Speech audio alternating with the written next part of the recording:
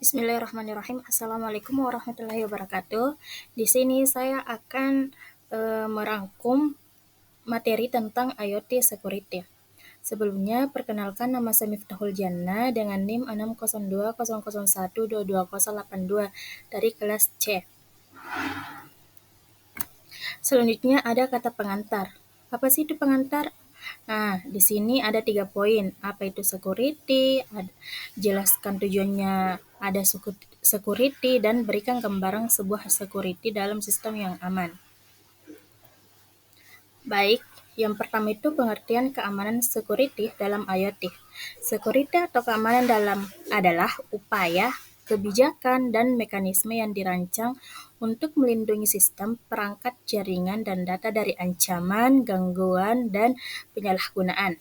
Dalam konteks teknologi informasi, security bertujuan menjaga sistem tetap terlindungi, handal, dan tersedia bagi pengguna yang sah. Di bagian tujuan adanya security. Apa sih itu tujuannya? Nah, yang pertama itu menjaga kerahasiaan atau confidentiality ialah informasi yang hanya bisa diakses oleh pihak yang berwenang. Yang kedua, menjaga integritas ialah menjamin bahwa data tidak dimodifikasi oleh pihak yang tidak sah. Yang ketiga, menjamin ketersediaan atau availability, ialah sistem dan data tersedia kapanpun dibutuhkan oleh pengguna sah. Yang keempat, autentikasi atau authentication, ialah memastikan bahwa entitas yang mengakses sistem benar-benar seperti yang diklaim. Yang kelima, otoritas atau authorization, ialah memberikan hak akses hanya sesuai isi yang dimiliki.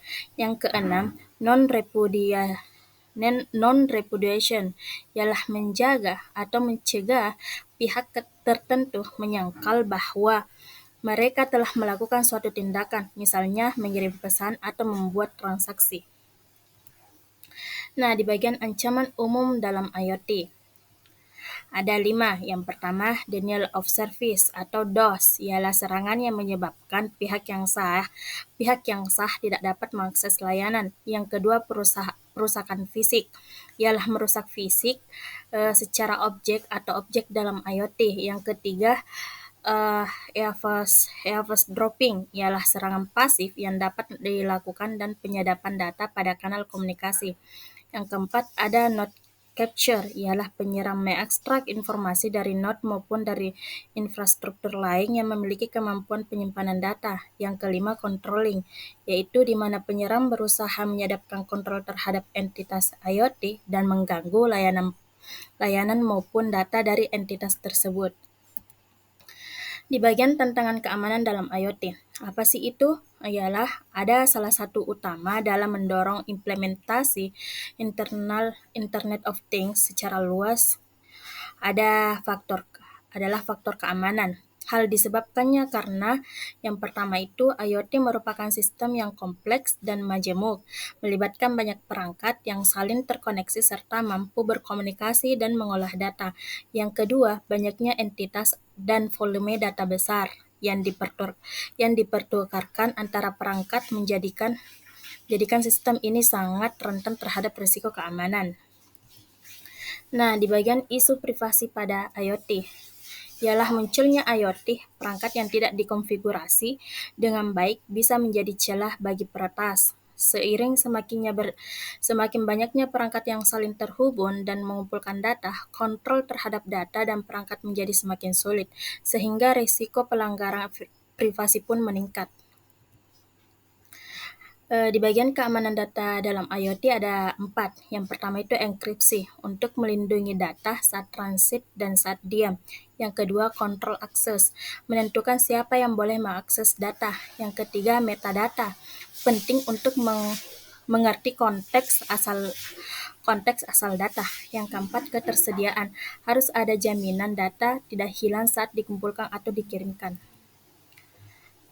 Adapun di sini keterbatasan perangkat IoT ada 3. Yang pertama, memori kecil, ialah hanya beberapa kilobyte, membatasi penyimpanan data. Yang kedua, energi terbatas, ialah baterai kecil dan tidak dapat diisi ulang. Yang ketiga, kemampuan proses rendah, yaitu tidak dapat menjalankan algoritma keamanan berat perlu protokol ringan. Nah, yang terakhir di sini ada aspek keamanan sistem IoT yang aman.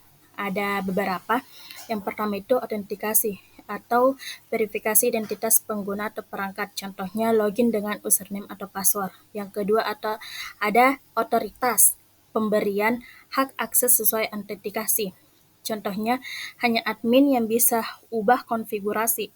Yang ketiga ada integritas, menjamin data tidak diubah tanpa izin. Contohnya hash pada file. Yang keempat ada kerahasiaan, menjaga data agar tidak diakses pihak tak berwenang. Contohnya enkripsi data.